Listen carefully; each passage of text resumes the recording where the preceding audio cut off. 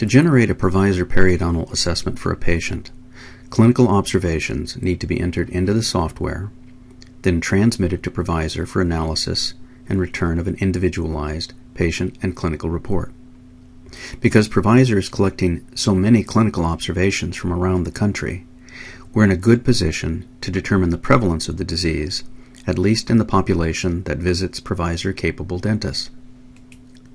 To determine this prevalence, provisor extracted assessment information from 36 general dentist offices distributed around the United States.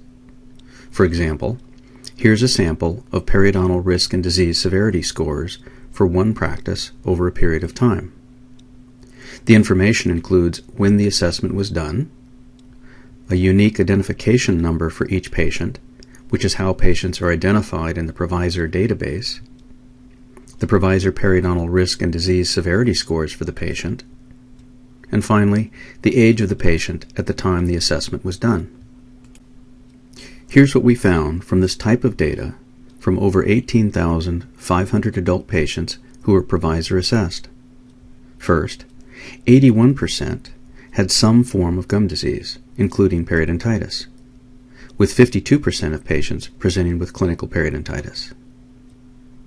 Because provisor calculates both a risk and severity score, we're able to distribute the study population across risk and severity combinations. For example, patients with gingivitis, that is, with a provisor disease score of 2 or 3, who were at very low or low risk of their disease worsening, numbered 5,225 patients in the sample. And there were 1,678 patients who had a provisor risk score of 4 or 5, indicating that their moderate periodontal disease, provisor scores 11 to 36, were at high or very high risk of those scores worsening without appropriate periodontal therapy. One area of some confusion relates to how ongoing maintenance of patients with periodontitis should be managed. For guidance on this, let's see what the American Academy of Periodontology has to say on the subject. Note that once a patient has been treated for periodontitis, whether with surgery or scaling and root planing, periodontal maintenance, as described under the CDT 4910 code, is the only appropriate procedure.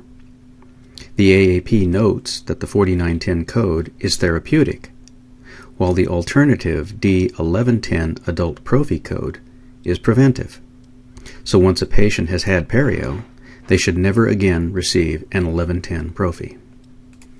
In fact, both the ADA and the AAP agree that periodontal maintenance begins after active therapy and continues as long as the patient has teeth or implant replacements. So what does all this mean for your practice?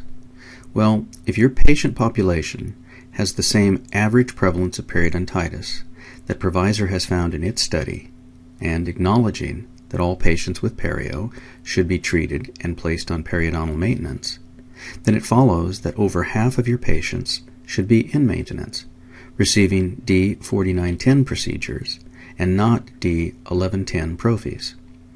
Very few practices attain this standard, with the result that patient outcomes are not as good as they might be, and practice production is significantly or adversely affected. For that reason, provisor recommends that all patients be assessed using its technology, with those patients who have periodontitis being communicated to that they have a disease requiring treatment, and once that treatment is accepted, placing the patient on a maintenance interval that matches their risk and severity scores.